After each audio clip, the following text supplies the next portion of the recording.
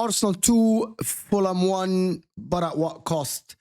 One back, and one looks like his season is over. We hope not. We're waiting for the news. But Arsenal 2, Fulham 1. Bukayo Saka's back, scoring the goal just 7 minutes after he was introduced, looking fresh, looking good. And Arsenal in this game, we're going to talk about the game. We're going to talk about the Gabriel injury, of course. Looks like he pulled his hamstring.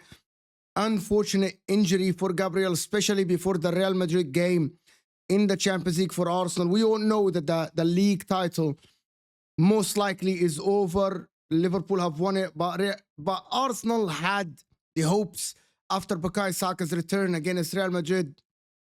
And we're going to talk about the Gabriel injury, but we're going to talk about Bukayo Saka as well. But make sure to hit that like button first. Smash the likes.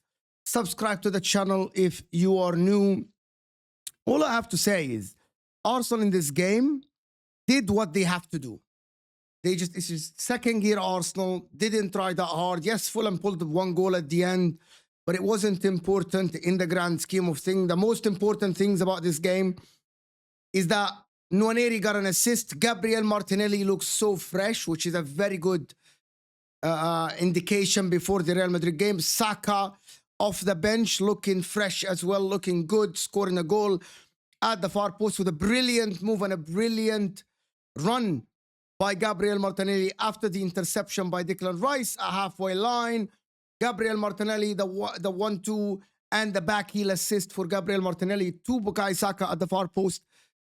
Looking very good. He is back, Bukayo Saka, with a bang, as people say, back with a goal right away. 7 minutes in, he's scoring a goal. Mikel Arteta set up his team very well in this game.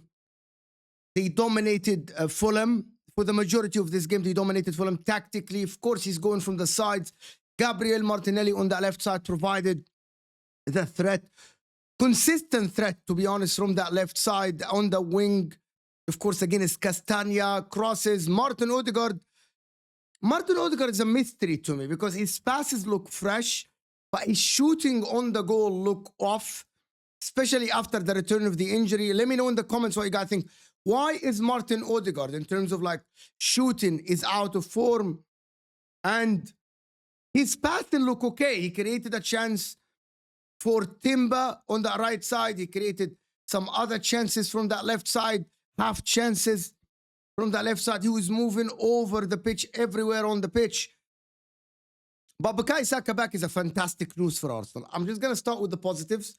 I know there's a lot of negatives. There's a lot of negative feelings about Arsenal, about the Gabriel injury. Gabriel Magalhaes, one of the best defenders in the league. Do you think, and I want to hear, do you think this is just the game done? Is it what people say, that the game is done? People give Arsenal minimum chance before against Real Madrid, but now with Gabriel's injury, who look like he's out for the season, do we think that it is done, it's over for Arsenal? Or Arsenal can get something? We don't know where Ben White is. Is he still injured? Can he come back and Timber move to the center back, who was subbed off, if I'm not mistaken, who kind of fell down a couple of times in this game? Timber, I hope that he's good. He's fresh. I hope that he's good comes the Real Madrid game.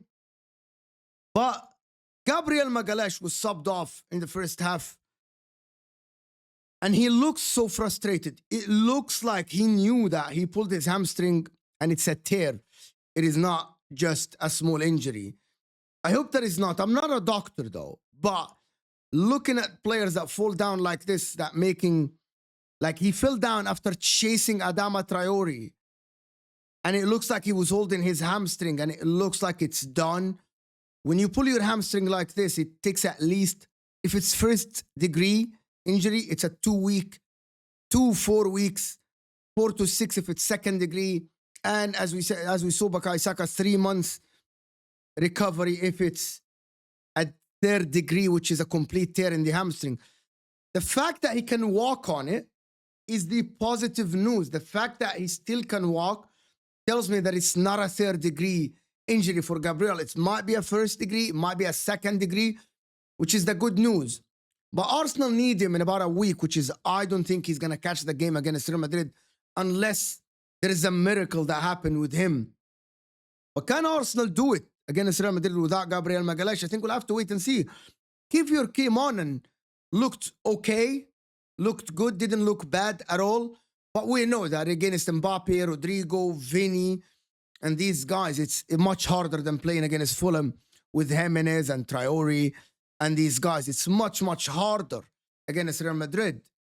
I'm not going to say it's a full-on conclusion that he's out. I'll wait for the Arsenal fans tomorrow and the news to say if he's out completely for the rest of the season. There's a lot of people that say he's out for the rest of the season, but I'm telling you the fact that he's walking is good news. But the positive thing is, when Bukayo Saka's back in Nwaneri and Mikel Merino, who looks very good, to be honest, up top, he's now having his 6 goals in the league this season with Arsenal, looking very good as a forward. But should he start the game against Real Madrid? I wanna know your comments. I want to know what you guys think. Should Arteta stick to Mikel Merino up top against Real Madrid? But in this game, though, I want to say that Arsenal played only in the second gear. He didn't play in the first gear, Arsenal. And it looks like Arsenal were in control for the majority of the game. From minute 1 until the last minute, Arsenal looked in control, which is a good sign for them. They looked comfortable in the midfield. Thomas Partey looked comfortable. Rice looked very comfortable. Lewis Kelly got caught a couple of times at the end of the game, especially in the goal that Fulham scored. But we know that Lewis Kelly is a brilliant player, brilliant youngster, but he's not experienced enough. And they don't have any other option, to be honest with you, because Calafiori is out for the rest of the season, as it is reported. So there's no other option but to play Lewis Kelly. There was people that were hoping that Ben White will start on the right side and Timber will start left. It has to be Lewis Kelly. And he has to be a little bit careful with his rush bombing forward sometimes, which is he did it a couple of times, as I mentioned before. So Arteta needs to talk to the kid, needs to tell him to wait a little bit, wait for the moments where he goes for the interception. But other than this, Lewis Kelly looks so comfortable on the ball, looks comfortable off the ball with that inverting rule in the midfield. And also he was helping Martinelli on that left side the majority of the time as well when Arsenal moved to the third part of the pitch. But Bukayo Saka needs to be, again, that's the focal point of Arsenal on the right side. Can he be that guy? Can he lead Arsenal? I need Odegaard to rise against Real Madrid if they have any chance. Of course, I have no skin in this game. But because we talk about the Premier League, you know, like we want Arsenal to do well, like especially because I support another team and I want Real Madrid out. Bad news for Arsenal about Gabriel. We're waiting to see if tomorrow there are good news about it. A controlled game. We know that the league is over. Liverpool will play Everton tomorrow. Let me know in the comments what you guys think about the Gabriel injury, about Bukayo Saka's return, about do you think Arsenal can do something against Real Madrid? But a positive result for Arsenal. I'm not enthusiastic about Arsenal today because it was a little bit second gear, and also the Gabriel injury is not a good look. But otherwise, positive news that Merino scored, positive news that Nwaneri assisted, positive news that Saka's back. These are the positives, and we spoke about the negatives. But let me know in the comments and like the video if you're still here, and turn on this notification bell for the live streams we do, and I will see you guys later.